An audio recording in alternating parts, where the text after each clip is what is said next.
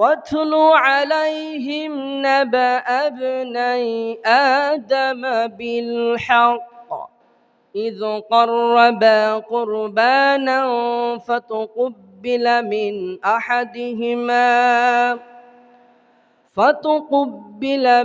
أحدهما ولم يتقبل من الآخر قال لأقتلنك قال إنما يتقبل الله من المتقين বলে আল্লাহু আকবার। আল্লাহ রাব্বুল আলামিন সূরাতুল মাইদার 27 নম্বর আয়াতে কারিমা নাজিল করে তিনি বললেন, ওয়াতলু আলাইহিম নাবা আবনাই আদম বিল হক, আপনি তাদেরকে শুনিয়ে দিন, জানিয়ে দিন এমন একটি ঘটনা। আল্লাহ রাব্বুল আলামিন তার রাসূলকে ডেকে বলছেন, হে রাসূল, আপনি এই ঘটনাটি জানিয়ে দিন, আদম আলাইহিস সালামের দুই পুত্রের কুরবানির এই ঘটনাটি আপনি আপনার উম্মতকে জানিয়ে দিন। এটা এমন একটি ঘটনা, আল্লাহ বলছেন ইন্না হাযা লাহুয়াল কাসাসুল হক, এ হচ্ছে এমন একটি ঘটনা যা সঠিক এবং নির্ভুল। অন্য জায়গাতে আল্লাহ রাব্বুল আলামিন বললেন, নাহনু নাকুসু আলাইকা নাবাআহুম বিল হক। আল্লাহ রাব্বুল আলামিন নবীকে বলছেন, হে নবী, আমি তাদের বৃত্তান্ত সঠিকভাবে আপনার কাছে বর্ণনা করছি। এটি এমন একটি ঘটনা, এই ঘটনার ভিতরে কোনো পরিবর্তন নেই, কোনো পরিবর্ধন নেই, কোনো মিথ্যা নেই, কোনো সন্দেহ নেই, কোনো সংশয় নেই, আর এই ঘটনার কোনো পরিবর্তন হবে না। এমন একটি ঘটনা আপনি আপনার উম্মতকে জানিয়ে দিন। আল্লাহ রাব্বুল আলামিন বিল হক, এই কথাটি দিয়ে তিনি বলছেন এমন একটি ঘটনা যার ভিতরে মিথ্যা নেই, কি নেই? মিথ্যা নেই, সন্দেহ সংশয় নেই, কোনো পরিবর্তন নেই, কোনো পরিবর্ধন নেই।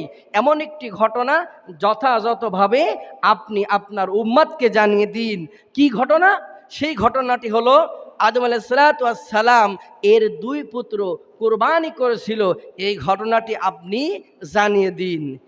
আল্লাহ রাব্বুল আলামিন পৃথিবীতে আদম আলাইহিস সালামকে প্রেরণ করার পরে হাওয়া আলাইহিস সালামের প্রত্যেকবারই দুইজন করে সন্তান ভূমিষ্ঠ হতো, একজন মেয়ে একজন ছেলে। কথা বোঝা যাচ্ছে? ক্লিয়ার? একজন ছেলে একজন মেয়ে। তো প্রতিবারই একজন ছেলে একজন মেয়ে পৃথিবীতে আগমন করত। সে সময় তো পৃথিবীতে আর কোনো মানব নাই। এখন বংশ বিস্তার করতে হলে বিবাহর ব্যবস্থা করতে হবে। এখন আর তো কেউ নাই, এই জন্য নিয়ম করে দেওয়া হলো যে প্রথম আর দ্বিতীয় ছেলে মেয়ের সাথে বিবাহ দেওয়া হবে। প্রথমে যারা জন্মগ্রহণ করলো তার নাম ছিল কাবিল আর তার সহোদরা বোন। দ্বিতীয়বার যারা জন্মগ্রহণ করলো নাম ছিল হাবিল, তার সাথে তার বোন ছিল। এই হাবিলের সাথে প্রথম যে মেয়েটি জন্মগ্রহণ করেছে তার বিবাহ হবে। আর প্রথম যে জুটি, যে সহোদরা বোন জন্মগ্রহণ করেছিল সেটি ছিল সুন্দরী, সুশ্রীমান। দ্বিতীয়বার যারা জন্মগ্রহণ করেছিল ওই বোনটি অত সুন্দর ছিল না, কিন্তু তাদের যখন বিবাহর উপযুক্ত বয়স হলো তখন আদম আলাইহিস সালাম বিবাহর ব্যবস্থা করবেন। তখন কাবিল বলছে, আমার সহোদরা বোন আমি হাবিলের সাথে বিবাহ দিতে দেব না, তার কারণে আমার সহোদরা বোন সুন্দরী, আমার সাথেই যেহেতু জন্মগ্রহণ করেছে সুতরাং আমি তার বিবাহ করার উপযুক্ত, সুতরাং তার সাথে বিবাহ দেওয়া যাবে না, আমি তাকে বিবাহ করব। কিন্তু আল্লাহর নবী আল্লাহ রাব্বুল আলামিন যেহেতু এটা নিষিদ্ধ করেছেন যে সহোদরা বোন বিবাহ হবে না, পরবর্তী ভাই বোনের সাথে বিবাহের ব্যবস্থা হবে, শুধু সেই সময়ের জন্য ভাই বোনের বিবাহ জায়েজ ছিল। তখন সিস্টেম করা হলো যে কুরবানি করতে হবে, যার কুরবানি কবুল হবে তার সাথে বিবাহ হবে। ও যে সুশ্রীমান সুন্দরী মেয়ে বোনকে নিয়ে বিবাহর ঝামেলা হচ্ছে, ওই বোনটার সাথে তার বিবাহ হবে যার কুরবানি কবুল হবে। এখন হাবিল করত পশু চড়াতো, সে পশু চড়াতো, আর কাবিল কৃষি কাজ করত। এখন কুরবানির এই কথা যখন বলা হলো, তখন হাবিল তার সবচাইতে নাদুস নুদুস সবচেয়ে সুন্দর যে পশুটি ছিল সেটি সে কুরবানি করে দিল। আর কাবিল মনের কষ্টে, মানে এক শ্রেণীর মানুষ আছে না, দেখবেন যে মসজিদ মাদ্রাসায় ছিঁড়া টাকাগুলো, নর্মাল টাকাগুলো দেয়, ধান কালেকশনের সময় ওই ময়লা মাটি হাবিজুবি যেগুলো থাকে এমন জিনিস দেওয়ার জন্য কিছু মানুষ, সবাই না, কিছু মানুষ আছে। কাবিল এসে ওই টাইপের লোক ছিল। ও কুরবানি ভালো জিনিস করবে না, ও ধান্দা যে কুমাতা দেব। যাই হোক, দুই ভাই কুরবানি করলো। তখন কুরবানির সিস্টেম ছিল, পাহাড়ের উপরে কুরবানির বস্তু রেখে আসা হতো, আকাশ থেকে আগুন এসে সেটা ভক্ষণ করে নিত, সেটা ভস্মভূত করে দিত, খেয়ে ফেলতো। তো যখন কুরবানি করা হলো, তখন হাবিলের কুরবানিটা গ্রহণ করা হলো, আর কাবিলিটা যেমন ছিল তেমনই রয়ে গেল। তার মানে হাবিলের কুরবানি কবুল হলো, আর কাবিলের কুরবানি কি হলো না, কবুল হলো না। এখন কাবিল তো মনে করে হিংসায়, ক্রোধে, রাগে ফেটে বলছে। এই সময় সে বলছে, নাক, আমি তোকে হত্যা করবই। কাবিল হাবিলকে বলছে, আমি তোকে হত্যা করবই, তা তোর যদি হত্যা না করি তাহলে আমি তো আর ওই সুশ্রীমান সুন্দরী বোনকে বিবাহ করতে পাচ্ছি না। আমাদের দেশে এরম বিবাহ নিয়ে মারামারি, হত্যা আইন আছে কিনা বলেন? সেই পৃথিবীর শুরু থেকে এখনো আছে। বিবাহ করা নিয়ে, প্রেমিক প্রেমিকা নিয়ে খুন খারাপি, গুম, হত্যা আমাদের দেশে আছে না নাই? আছে। সে সময় ছিল, এখনো আছে। এরপরে যখন কাবিল বলল নাক, আমি তোকে হত্যা করবই, তখন হাবিল বলছে, ইন্নামা ইয়াতাকাব্বালুল্লাহু মিনাল মুত্তাকিন। আল্লাহ রব্বুল আলামিন যারা মুত্তাকি, যারা তাকওয়া, আল্লাহ রব্বুল আলামিন তাদের কুরবানি কবুল করে। হাবিল কি বলছে? ভাই বলল আমি তোকে হত্যা করব, আর কাবিল যখন এই কথা বলল, তখন তার কথার পরিপ্রেক্ষিতে, কিছু ফ্যান বন্ধ করে না, মাইক টানবে না, বলছে আমি তোকে হত্যা করব। প্রতি উত্তরে তিনি বলছেন, ক্বালা ইন্নামা ইয়াতাকাব্বালুল্লাহু মিনাল মুত্তাকিন, যারা মুত্তাকি আল্লাহ রব্বুল আলামিন তাদের কুরবানি কবুল করে। তো সুতরাং তুমি আমার হত্যা করবে কেন? আমি তো আর তোমার কাছ থেকে জোর করে ছিনাই নিইনি। সিস্টেম ছিল কুরবানি করা, কুরবানি করেছি, আমার কুরবানি আল্লাহ কবুল করেছেন, তোমারটা কবুল করে নাই। এই জন্য তুমি আমাকে দোষারোপ করছো কেন? তুমি আমাকে কেনই বা হত্যা করবা? আচ্ছা, কুরবানি করলে তাই বলে কি হত্যা করবে? এটি কি মেনে নিয়ে যায়? কিন্তু সে প্ল্যান করলো যে না, তাকে যে কোনো মূল্যে হত্যা করতেই হবে, করবেই সে হত্যা। এই চিন্তা সে লালন করতে লাগলো। এরপরে তিনি বলছেন, হাবিল তার ভাইকে বলছে, লা ইমবাসাত্তা ইলাইয়া ইয়াদাকা লিতাকতুলানি মা আনা বিবাসিতিয়া ইয়াদিয়া ইলাইক। হাবিল কাবিলকে বলছে, ভাই তুমি যদি আমাকে হত্যা করার জন্য তোমার হাত আমার দিকে সম্প্রসারিত করে এগিয়ে দাও, আমি তোমাকে হত্যা করার জন্য আমার হাত তোমার দিকে বাড়িয়ে দেব না। হাবিল বলছে, ভাই তুমি যদি আমাকে হত্যা করো, হত্যা করতে আসো, আমি তোমাকে হত্যা করার জন্য আমার হাত তোমার দিকে সম্প্রসারিত করব না। তার মানে এখানে যে কথাটি বোঝাতে চাচ্ছে সেটি হলো যে কাবিল যখন হত্যা করতে চাইলো, হাবিল কইলো আমি তোমার হত্যা করব না, তার কারণ সে আত্মরক্ষা করবে। তার মানে এই নাই যে কেউ যদি আপনাকে হত্যা করতে আসে তাহলে আর নিজেকে সেভ করার জন্য আপনি ঠেকাবেন না, তা না, ঠেকাবেন, নিজেকে সেফটি করবেন, কিন্তু আপনিও তাকে হত্যার উদ্দেশ্যে তাকে আঘাত করবেন না। উনি সে কথাই বলতে চাচ্ছে যে ভাই তুমি আমাকে হত্যা করবা, কিন্তু আমি তোমাকে হত্যা করার জন্য, আমি তোমাকে আঘাত দেওয়ার জন্য আমার হাতটা তোমার দিকে বাড়িয়ে দেব না। রাসূল করিম সাল্লাল্লাহু আলাইহি সাল্লাম বলছেন যে নিহত হয় আর যে মারে, যে মরে, উভয় জাহান্নামী। সাহাবীরা বলে, ইয়া রাসূলুল্লাহ, যে নিহত হয়, এই যে মারে বুঝলাম সে অপরাধী, কিন্তু যে নিহত হলো সেও অপরাধী হয় কিভাবে? সেও জাহান্নামে যাবে কিভাবে? রাসূল করিম সাল্লাল্লাহু আলাইহি সাল্লাম বললেন, যে ব্যক্তি নিহত হয়েছে ওই ব্যক্তি শক্তিতে কৌশলে পারেনি, তাই নিহত হয়েছে। ও যদি শক্তিতে পারতো তাহলে ওকে হত্যা করতো। ও কৌশলে পারে নাই, এই জন্য ও ওকে হত্যা করে নাই। সুতরাং যিনি নিহত হবেন আর যিনি মারবেন উভয় জাহান্নামী। তবে ওই ব্যক্তি জাহান্নামী হবে না। এই যে যেমন কাবিল, সে আগেই বলছে, ভাই তুমি যদি আমারে মারো, হত্যা করতে আসো, আমি তোমাকে মারার জন্য তোমার দিকে আমার হাতটা সম্প্রসারিত করে দেব না, আমি তোমাকে আঘাত করতে যাব না, আমি শুধু নিজেকে সেভ করার জন্য যতটুকু করা দরকার ততটুকু করবো, আমি তোমাকে মারতে যাব না। আমি চাই ইন্নী উরিদু আন তাবুআ বিইসমি ওয়া ইসমিকা ফাতাকুনা মিন আসহাবিন নার, আমি চাই আমার এবং তোমার পাপের ভার তুমি নিজে গ্রহণ করো, ফাসহাবুন নার, এবং পাপের ভার গ্রহণ করে তুমি জাহান্নামীদের অন্তর্ভুক্ত হয়ে যাও, এই পাপের ভার আমি নিতে পারবো না।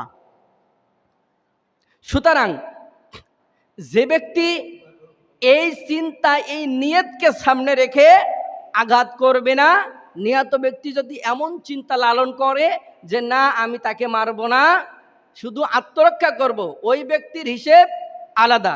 যেমন উসমান রাদিয়াল্লাহু তাআলা আনহুকে হত্যা করার জন্য যখন গেল, তখন আলী রাদিয়াল্লাহু তাআলা আনহু সহ বিভিন্ন সাহাবীরা গেলেন, তখন ওনাকে সেফটি করার জন্য। তখন তিনি বললেন যে না, যারা আসছে তারাও মুসলমান, কাউকে হত্যা করা যাবে না, কাউকে আঘাত করা যাবে না। তাহলে কি করবেন? আমি আদম আলাইহিসসালামের পুত্র হাবিলের ভূমিকা পালন করব।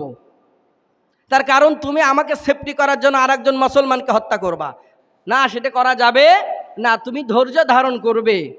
কি করবে? ধৈর্য ধারণ করবে। কিন্তু এইটা কিন্তু আবার যুদ্ধের ময়দানের জন্য প্রযোজ্য নয়। যুদ্ধের ময়দান এক জিনিস, আর এই অন্যায়ভাবে একজনকে হত্যা করা আর এক জিনিস। তাহলে আমরা যে কুরবানি ইতিহাস এখান থেকে জানতে পারলাম যে বোনকে বিবাহ করা নিয়ে দ্বন্দ্ব, কুরবানির ব্যবস্থা করা হলো, যার কুরবানি কবুল হলো, যার কুরবানি কবুল হলো না সে বলল আমি তোমাকে হত্যা করব। এবার উনি বললেন ক্বালা ইন্নামা তাকাব্বালুল্লাহু মিনাল মুত্তাকিন, আল্লাহ যে মুত্তাকি তার কুরবানি কবুল করে, সুতরাং তুমি আমাকে কেন মারবা? এরপরে তিনি আরো তার ভাইকে বললেন ইন্নী আখাফুল্লাহ রাব্বুল আলামিন, কেন আমি তোমাকে মারবো না? কেন আমার হাত তোমার দিকে সম্প্রসারিত করে দেব না? কেন তোমাকে আমি আঘাত করার জন্য আমার হাতটা বাড়িয়ে দেব না? কারণ হলো বিশ্বজাহানের রব, ইন্নী আখাফুল্লাহ রাব্বুল আলামিন, এই মহান মালিককে আমি আল্লাহ, আমি আমার রবকে, আমার মালিককে আমি ভয় করি, এই জন্য তোমার দিকে আমি আমার হাত বাড়িয়ে দেব না। এরপরে তিনি বলছেন ইন্নী উরিদু আন তাবুআ বিইসমি ওয়া ইসমিকা ফাতাকুনা মিন আসহাবিন নার, আমি চাই আমার এবং তোমার পাপের ভার তুমি নিজে গ্রহণ করো এবং তুমি জাহান্নামীদের অন্তর্ভুক্ত হয়ে যাও। এরপরে বলছে ওয়াযালিকা জাযাউয যালিমিন, তার কারণ হলো জালেমদের পরিণতি, জালেমদের শাস্তি এমনই হয়ে থাকে। কি বললেন? হাবিল বললেন জালিমদের পরিণতি এমনই হয়ে থাকে, তার কারণ ও জাহান্নামের অধিবাসী। সুতরাং আমার এবং তোমার পাপের ভার তুমি নিজে গ্রহণ করো, তুমি জাহান্নামীদের অন্তর্ভুক্ত হয়ে যাও। আর জালিমদের পরিণতি এমনই হয়, যারা জালিম তাদের পরিণতি সেই পৃথিবীর সূচনা লগ্নে থেকে আমরা যাদের নাম সবচাইতে বেশি জানি, তারা হলো ফিরাউন, তারা হলো নমরুদ, তারা হলো হামান, তারা হলো আপনার আবু জেহেল, উতবা, সাইবা। পৃথিবীতে এই নাস্তিক মার্কা লোকগুলো, এই জালেমগুলো, তাদের পৃথিবী থেকে তারা যখন বিদায় নিয়েছে, কেউ সম্মানের সাথে বিদায় নেয়নি। কথা বলেন ঠিক কিনা?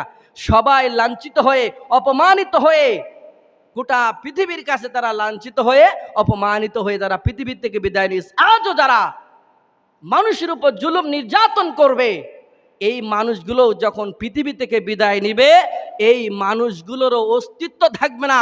এই মানুষগুলোও ঠিক ওই নমরুদ, ফিরাউন, আবু জেহেল, উতবা, সাইবার মতোই লাঞ্ছিত হয়ে, অপমানিত হয়ে পৃথিবীর বুক থেকে বিদায় নেবে।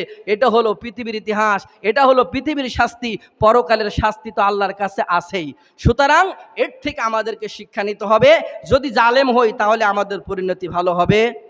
ভালো হবে? হবে না। এর থেকে আমাদেরকে অবশ্যই শিক্ষা নিতে হবে। এরপরে আল্লাহ বলছেন ফাতাওয়াত লাহু নাফসুহু কতলা আখিহি, এরপরে তার ভাই কাবিল তার মনের ভিতরে ভাইকে হত্যা করার উদ্বুদ্ধ আরো বেশি জেগে গেল, সে তার ভাইকে হত্যা করবেই। এরপরে সে কি করলো, ফাকাতালাহু ফাসবাহা মিনাল খাসিরিন, সে তার ভাইকে হত্যা করলো, সে ক্ষতিগ্রস্তদের অন্তর্ভুক্ত হয়ে গেল। ভাইকে হত্যা করলো, ক্ষতিগ্রস্তদের অন্তর্ভুক্ত হয়ে গেল। এবার যখন হত্যা করলো, পৃথিবীর বুকে সর্বপ্রথম হত্যা হলো হাবিল, এর আগে তো কোনো হত্যা হয় নাই। এখন এখানে আরও কয়েকটি কাহিনী আছে। এক নম্বর হলো, যখন হাবিলকে যে মারবে, কিভাবে মারতে হয় এটা তো সে জানে না। এখন তাফসিরে আসছে যে কাবিল ভাইয়ের ঘাড় মুসলাচ্ছে, শয়তান তো আছে, দৌড়িয়ে চলে এসে, আর কি এরম করে মারলে কি হয় নাকি, হ্যাঁ আর একটা পাখি বা কোন একটা পশু পাখি নিয়ে আসলো, নিয়ে এসে একটা পাথর উপর রেখে আর একটা পাথর দিয়ে দিল মাথায়, ঘা দিয়ে মরে গেল। এর বলছে এইভাবে মারলি ঘাড় মুসলালি মরবে না, শয়তান সব জায়গায় আছে না নাই, সব জায়গায় শয়তান আছে। বলছে এইভাবে মারলি হবে না, এইভাবে মারতে হবে। তখন ওটা দেখে কাবিল কি করলো, হাবিল বা তার ভাইকে একটা পাথর উপর রেখে আর একটা পাথরতে আঘাত করে মেরে ফেললো। এখন মেরে ফেলার পরে এখন লাশ যে কিভাবে দাফন করতে হয় এটা তো আর জানে না, তার কারণে ওই সর্বপ্রথম পৃথিবীতে এসে মৃত্যুবরণ করেছে। এখন কি করবে, এখন তার করণীয় কি, সে মহাবিপদে পড়ে গিয়েছে। এখন সে ভাবছে কি করবে। তাফসিরে বেশ কয়েকটি মতামত এসেছে, তার ভিতরে আরেক একটি হলো আল্লাহ রাব্বুল আলামিন কাগের কথাই উল্লেখ করেছেন, ফাবাআসাল্লাহু গুরাবা ইয়াবহাসু ফিল আরদ, আল্লাহ রাব্বুল আলামিন দুটি কাক প্রেরণ করলেন। সহোদরা ভাই, তাফসিরে আসছে যে ভাই হিসেবে দুটি কাক আল্লাহ রাব্বুল আলামিন প্রেরণ করলেন। একটি কাক আর একটি কাক মারামারি শুরু করে তার সামনে, একজনকে মেরে ফেললো। মেরে ফেলার পরে যখন মেরে ফেললো, তখন ওই যে কাক জীবিত আছে, যে হত্যা করলো, ও ঠোঁট এবং পা দিয়ে মাটিগুলো আলাদা করে এক জায়গায় গর্ত করলো, করে ওই গর্তের ভিতরে ওই পাখিটা দিল, দেওয়ার পরে উপরে মাটি দিয়ে ঢেকে দিল। তখন কাবিল বলছে, ক্বালা ইয়া ওয়াইলাতা আজাজতু আন আকুনা মিসলা হাযাল গুরাব, সে আফসোস করে বলছে, হায় আফসোস, আমি এই পাখির চাইতেও কি অধম, এই পাখির বুদ্ধির কাছেও কি আমার বুদ্ধি হার মেনে গেল, এই পাখির চাইতেও কি আমি নিকৃষ্ট। সে তার সহোদরা ভাইকে ঢেকে বলতে পারলো, কিন্তু আমি আমার ভাইকে মেরে আমি গোপন করতে পারলাম না, আমি এই পাখির চাইতেও কি নিকৃষ্ট। সে তখন অনুতপ্ত হলো, ফাসবাহা মিনান নাদিমিন, কিন্তু ওই অনুতপ্ত হয়ে সে নিজেকে পরিবর্তন করে নাই। দেখেন যে আল্লাহ রাব্বুল আলামিন কাক প্রেরণ করলেন, সেটা দেখে সে নিজেকে আফসোস করে বলছে, হ্যাঁ রে, এই পাখির চাইতেও আমি নিকৃষ্ট অধম। পাখিরে মেরে ঢেকতে পারলো, কিন্তু আমি মানুষের মেরে আমি ঢেকতে পারলাম না। এবারে আলোচনা থেকে অনেক কথা, আমি একটি কথা আপনাদের জন্য, আমার নিজের জন্য, আপনাদের জন্য, যেটি আমরা মৌলিকভাবে যেটি আপনাদের কাছে প্রচার করতে চাই, সেটি হলো ক্বালা ইন্নামা ইয়াতাকাব্বালুল্লাহু মিনাল মুত্তাকিন। যেহেতু আমাদের কুরবানির আর বেশি দিন নাই, সেহেতু আমাদের কুরবানির ইতিহাস জানলাম। এখান থেকে আমাদের জন্য শিক্ষা হলো, যিনি মুত্তাকি হবেন ওই ব্যক্তির ইবাদত, ওই ব্যক্তির দান সাদাকা, ওই ব্যক্তির কুরবানি আল্লাহ রাব্বুল আলামিন কবুল করবেন, অন্যথায় কবুল হবে না। কবুল হবে। আব্দুল্লাহ ইবনে আব্বাস রাদিয়াল্লাহু তাআলা আনহু বলছেন, আমি যদি জানতে পারতাম যে আমার একটি সিজদা, একটি ওয়াক্ত নামাজ, কোন একটা কাজ আল্লাহ রাব্বুল আলামিন কবুল করেছেন, তাহলে গোটা পৃথিবী স্বর্ণ হয়ে যাক, আর সব যদি সেটা আমার হয়, তার চাইতেও আমার ওই আমল যে কবুল হয়েছে, এটাই আমি সবচাইতে বেশি খুশি হয়ে যেতাম। সুবহানাল্লাহ। তার কারণ যদি একটা আমল কবুল হয়ে যায়, সেটাই আমাদের জন্য সফলতা। কিন্তু এক সাহাবী, নাম মনে আসছে না, তিনি কান্নাকাটি করেছেন মৃত্যুর সময়, কিন্তু ওই সাহাবী ছিল আবেদ, প্রচুর ইবাদত করত। তার পাশের লোকজন বলছে, আপনি কেন কাঁদছেন, কেন কাঁদছেন, আপনি তো প্রচুর ইবাদত করতেন, কেন কান্নাকাটি করছেন, মৃত্যুসজ্জায় অনেক অসুস্থ হয়ে গেছে। তখন তিনি বলছেন, আমি ইবাদত করেছি ঠিক আছে, কিন্তু আমার ইবাদত যে কবুল হয়েছে এটা তো আমি জানি না। সে বলছে, আমার ইবাদত যে কবুল হয়েছে এটা তো আমি জানি না। সুতরাং আমরা যে ইবাদত গুলো করি, যে জান সাদাকাগুলো করি, এটা কবুল হচ্ছে কিনা আমাদেরকে চিন্তা ভাবনা করতে হবে, ওই ব্যাপারে আমাদেরকে পেরেশান থাকতে হবে। আর কি করলে ইবাদত কবুল হয় সে ব্যাপারেও আমাদেরকে চিন্তা ভাবনা করে সেই কাজগুলো করতে হবে, অন্যথায় আমরা কিন্তু পরকালে ধরা খেয়ে যাব। নামাজি হয়েও আমরা ধরা খেয়ে যাব, নামাজেও কি হয়ে যাব, ধরা খেয়ে যাব। এবার আসেন, ইতিহাসটা আমরা শুনলাম, এবার আল্লাহ রাব্বুল আলামিন সূরাতুল হজ্জের ভিতরে বলছেন